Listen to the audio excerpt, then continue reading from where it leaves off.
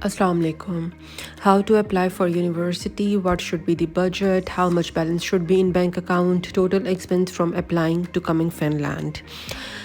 These are the questions which I have been asked by so many people, तो मैंने सोचा क्यों ना आपको फिर ये सब बातें बताई जाएं। प्लीज़ वीडियो को एंड तक ज़रूर देखिएगा क्योंकि बहुत सारी इम्पॉर्टेंट बातें और जो लोग वाकई सीरियस हैं फ़िनलैंड के लिए अप्लाई करने के लिए वो आज बहुत कुछ सीखने वाले हैं।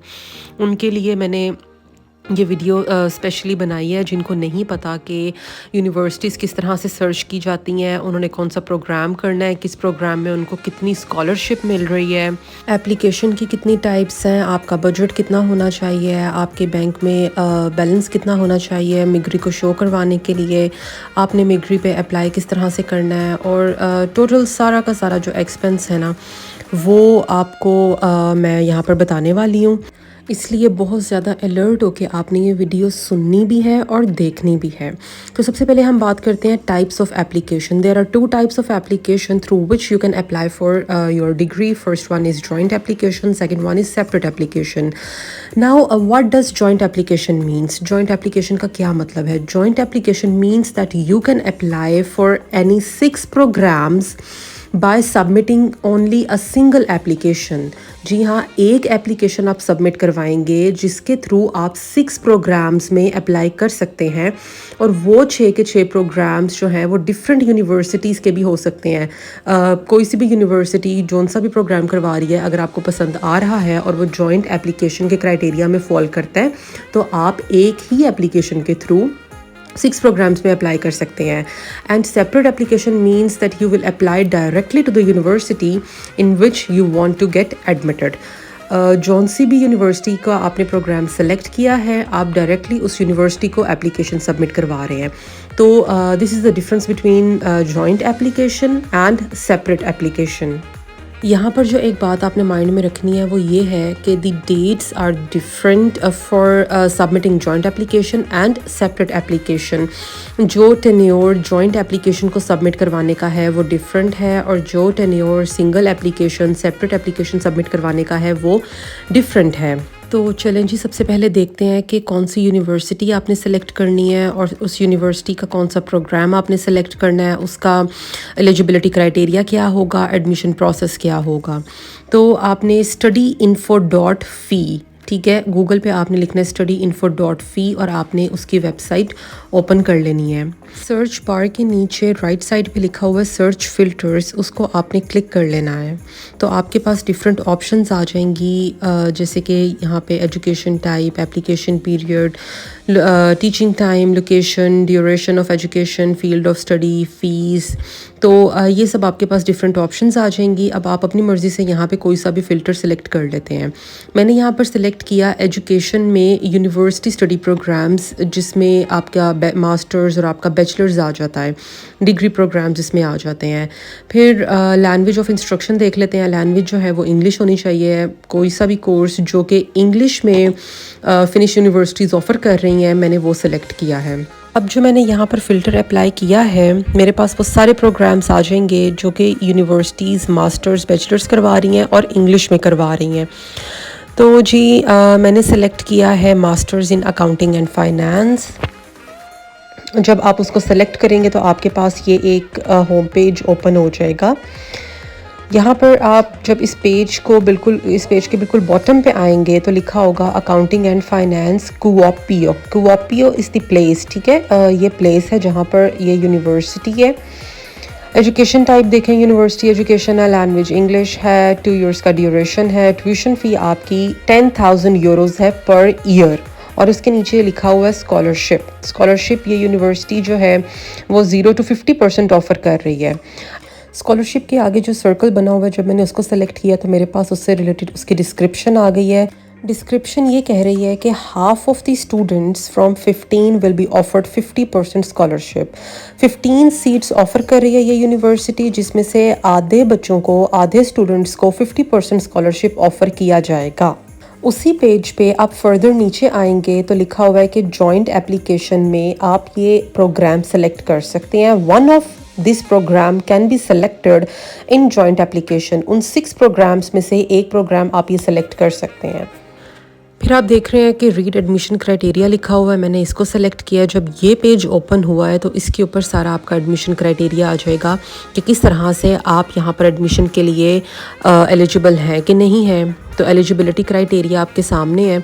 3.5 आउट ऑफ 5 आपका CGPA होना चाहिए, अगर तो 5 में से रेट कर रहे हैं, अगर 4 में से रेट कर रहे हैं तो उसको कन्वर्ट कर लेंगे 5 में। सेकेंडली ये कि so many people are asking me कि इंग्लिश प्रोफिशेंसी सर्टिफिकेट अगर हम अटैच कर दें तो क्या यूनिवर्सिटी एक्सेप्ट कर लेगी। तो उसके लिए भी यहाँ पर लिखा हुआ है कि इंग्लिश प्रोफिशेंसी के लिए यूनिवर्सिटी सर्टिफिकेट कौन सा एक्सेप्ट करेगी, किस तरह का करेगी। आपको आइल्स करना पड़ेगा, टोफल करना पड़ेगा, डिफरेंट आपके पास लैंग्वेज टेस्ट्स होते हैं, कोई सा भी आप उसमें से दे सकते हैं। और उन्होंने आगे एलिजिबिलिटी क्राइटेरिया लिखा हुआ है कि अगर आप टोफल परफॉर्म करते हैं तो मिनिमम कितना स्कोर एक्सेप्टेबल होगा, अगर आइल्स करते हैं तो मिनिमम कितने बैंड्स एक्सेप्टेबल होंगे। So some people are asking that can we attach English proficiency letter that has been issued by the university. तो उसका भी सारा क्राइटेरिया यहाँ पर मेंशन है कि कौन सी कंट्रीज़ का इंग्लिश प्रोफिशिएंसी लेटर एक्सेप्ट किया जा सकता है और किन कंट्रीज़ का इंग्लिश प्रोफिशिएंसी लेटर एक्सेप्ट नहीं होगा और जिनके लिए टेस्ट ही कंपल्सरी है।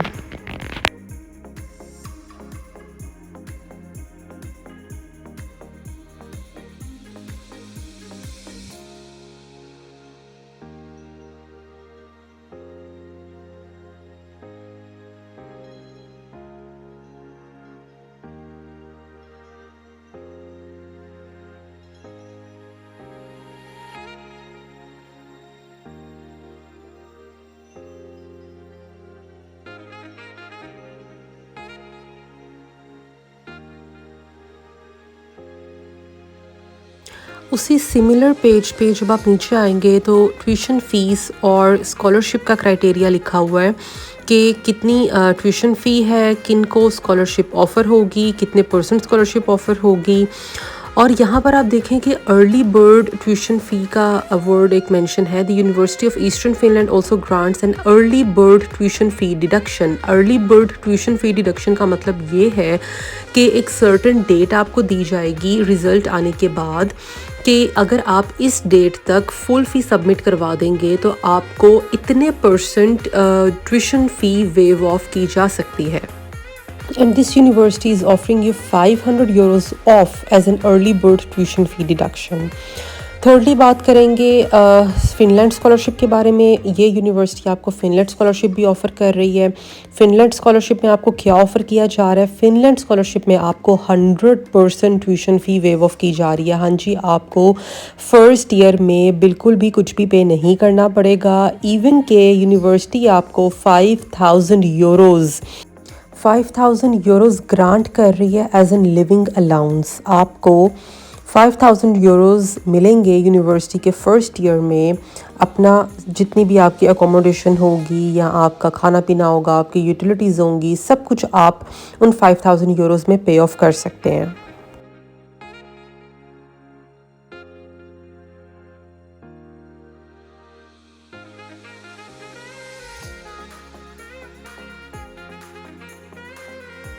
चलें जी, अब हम मान लेते हैं कि आपका एडमिशन हो गया है, आपने फ़ीस सबमिट करवा दी है या अभी आपने फ़ीस सबमिट करवानी है। तो उसके बाद का क्या प्रोसीजर है?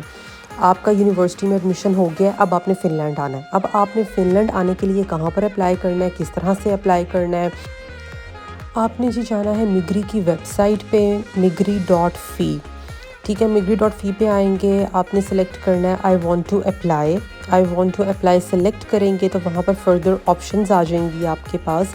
फिर आपने सेलेक्ट करना है I want a residence permit, क्योंकि जब आप यहाँ पर 90 डेज से ज़्यादा रहने के लिए आ रहे हैं तो आपको वीज़ा नहीं, आपको परमिट चाहिए। उसके बाद आप सेलेक्ट कर लेंगे I have a study place in Finland. आपका यहाँ पर एडमिशन हो गया, इसका मतलब यह है कि आपके पास स्टडी प्लेस है फिनलैंड में रहने के लिए। अब देख लेते हैं कि क्या क्या रिक्वायरमेंट्स हैं एप्लीकेशन की जो आपने मिग्री को सबमिट करवानी है, जो आपको रेजिडेंस परमिट इशू करेगी। सबसे पहले जो राइट साइड पे लिखा हुआ है कि एक्सपेक्टेड टाइम 2 मंथ्स है। 2 मंथ्स में आपका डिसीजन आ जाएगा कि आपको रेजिडेंस परमिट ग्रांट किया जा रहा है कि नहीं किया जा रहा। फिर रेजिडेंस परमिट कौन कौन से स्टूडेंट्स अप्लाई कर सकते हैं? वो स्टूडेंट्स जो कि डिग्री कॉलेज में, डिग्री यूनिवर्सिटी में एडमिशन ले रहे हैं, या फिर वो स्टूडेंट्स जो वोकेशनल स्टडीज़ के लिए आ रहे हैं। ये दो कैटेगरीज़ हैं जिसके लिए आपको रेजिडेंस परमिट ग्रांट किया जा सकता है। रेजिडेंस परमिट अप्लाई करने की फ़ी होगी जो कि 350 यूरोज़ है। जी हाँ, 350 यूरोज़ आप देंगे अगर आप रेजिडेंस परमिट अप्लाई कर रहे हैं, और ये एक्सपेंस आपका कंपलसरी है, ये होना ही होना है। अब जो हम बात करने लगे हैं, ये सबसे ज़रूरी बात है जो हर कोई पूछता है कि हमारे अकाउंट में कितना बैलेंस होना चाहिए शो करवाने के लिए, हमने मिगरी को कितने पैसे शो करवाने हैं अपने अकाउंट में। तो यहाँ पर लिखा हुआ है 6720 यूरोज़ आपके अकाउंट में होने चाहिए हैं। ये डिपेंड नहीं करता कि आपकी जो बैंक स्टेटमेंट है उसमें 2, 3, 4 महीने पहले से ही इतने पैसे होने चाहिए। आप 2 डेज़ पहले भी ट्रांसफ़र कर सकते हैं, लेकिन पर स्टूडेंट कितने पैसे होने चाहिए? 6720 यूरोज़ आपके अकाउंट में होने चाहिए। फिर आपके पास स्टडी प्लेस होनी चाहिए और आपके पास इंश्योरेंस होनी चाहिए। तो ये 3 चीज़ें हैं, बैंक स्टेटमेंट हो गई, स्टडी प्लेस हो गई, और थर्डली आपके पास इंश्योरेंस होनी चाहिए। ये आपने एप्लीकेशन के साथ मिगरी को सबमिट करवानी है, ये सब चीज़ें। फिर कुछ स्टूडेंट्स ये पूछते हैं कि क्या ये बताना ज़रूरी है कि जो पैसे हम मिगरी को शो करवा रहे हैं बैंक स्टेटमेंट के थ्रू, उसका प्रूफ दें कि ना दें? तो जी हाँ, उसका प्रूफ देना ज़रूरी है। You have to prove your income कि वो किन मीन्स से आपने ये पैसे इकट्ठे किए हैं। क्या वो आपकी सैलरी थी तो आप सैलरी स्लिप्स शो करवाएंगे। अगर वो आपने अपना कोई एसेट सेल आउट करके वो पैसे इकट्ठे किए हैं, लेट्स सपोज आपने कोई कार सेल की है तो आप उसके डॉक्यूमेंट्स शो करवाएंगे। अगर आपने अपना घर सेल किया है या आपने कोई अपनी प्रॉपर्टी या कोई लैंड वगैरह सेल किया है, वो सब कुछ आप बताएंगे, दिखाएंगे, मिगरी को प्रूफ देंगे। अब उनकी बात कर लेते हैं जिन स्टूडेंट्स के साथ उनके स्पाउस या उनके जो बच्चे होते हैं वो आते हैं। उनके लिए अलग क्राइटेरिया है बैंक स्टेटमेंट में पैसे शो करवाने का। स्टूडेंट के थे 6720 यूरोज़, उसका जो स्पाउस होगा उसके होंगे 8400 यूरोज़, और अगर एक बच्चा है तो उसके लिए होगा 6000 यूरोज़। इस तरह से अमाउंट्स जो हैं वो डिफ़र करती हैं। इस पेज के ऊपर सारा क्राइटेरिया मेंशन है, सब अमाउंट्स मेंशन है कि अगर आपका स्पाउस आएगा तो उसके लिए आपने कितना बैलेंस शो करवाना है, अगर आपका एक बच्चा होगा तो उसके लिए कितने बैलेंस शो करवाएंगे, और अगर 2 होंगे तो फिर आप कितना बैलेंस शो करवाएंगे। Now I am going to tell you that from applying for your admission till coming to Finland and start living here, how much expense you will bear.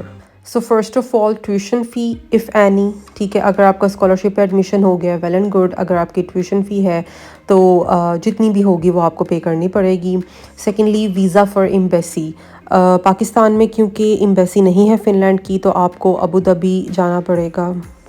Abu Dhabi जाने के लिए आपको visa लेना पड़ेगा, visa फ़ी होगी। उसके बाद फिर जाने के लिए जो टिकट्स आपको लेनी पड़ेंगी, वहाँ पर जो भी आपका अगर होटल स्टे होता है या खाने पीने का जो भी ख़र्चा वगैरह होगा वो आपको करना पड़ेगा। Then residence permit application fee जो कि 350 यूरोज़ है, जो मैंने आपको बताई है, वो होगी। फिर फ़िनलैंड आने के लिए 1 वे टिकट होगी, और उसके बाद जहाँ पर आपने रहना है, जो रूम का रेंट होगा वो होगा, एंड देन लिविंग एक्सपेंस वो आप पे डिपेंड करता है कि आप किस तरह से रहते हैं। और ट्रैवल करने के लिए बस कार्ड जिसके ऊपर आपको 40% ऑफ मिलेगा। So these are the entire expenses from applying till coming to Finland. Hopefully ये वीडियो आपको बहुत ज़्यादा हेल्प करेगी। वीडियो के एंड पे प्लीज़ लाइक ज़रूर करिएगा और कमेंट सेक्शन में मुझे ज़रूर बताइएगा फर्दर अगर आप कुछ भी जानना चाहते हैं। Thank you so much, take care, अल्लाह हाफिज़।